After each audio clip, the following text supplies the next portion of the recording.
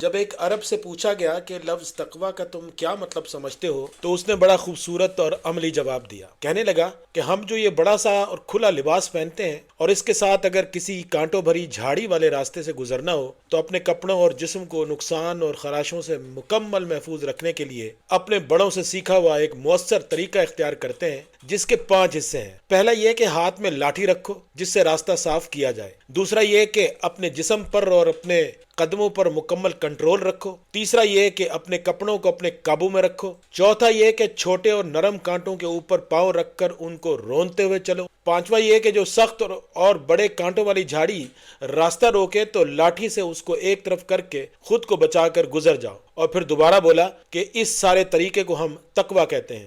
اس کی یہ بات جہاں ایک طرف حیران کن تھی وہیں بڑی سبق آموز بھی۔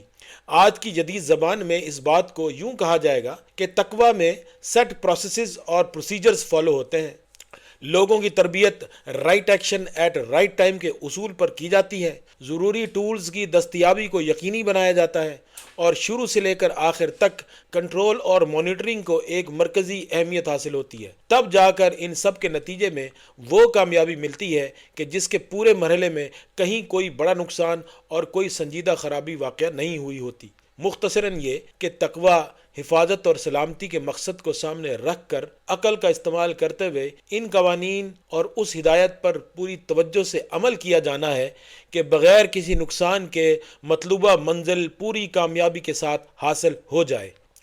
اب اس ساری گفتگو سے لفظ متقی کو سمجھنا انتہائی آسان ہو جاتا ہے۔ کسی شخص کا متقی ہونا اصل میں ایک رویہ ہے جس کے تحت ایک انسان بہترین ہدایت اور قانون کی جستجو میں رہتا ہے۔ جب وہ کہیں سے حاصل ہو جائے تو اس پر مکمل طور پر عمل پیرا ہو جاتا ہے، صحیح وقت پر ضروری اقدامات کرتا ہے، تمام دستیاب وسائل اور ٹیکنالوجی کو بروئے کار لاتا ہے، اپنی عقل اور فہم کے استعمال سے خود پر مکمل کنٹرول رکھتا ہے اور اس بات کی مسلسل نگرانی کرتا ہے کہ اس کا کوئی قدم غلط نہ پڑے اور یوں مطلوبہ کامیابی کے منزل کو پا لیتا ہے۔ اس نقطے پر آ کر آیت ذالک الکتاب لا ریب فیہ ھدی للمتقین واضح ہو جاتی ہے کہ آخر ذالک الکتاب کس طرح سے ھدی للمتقین ہے۔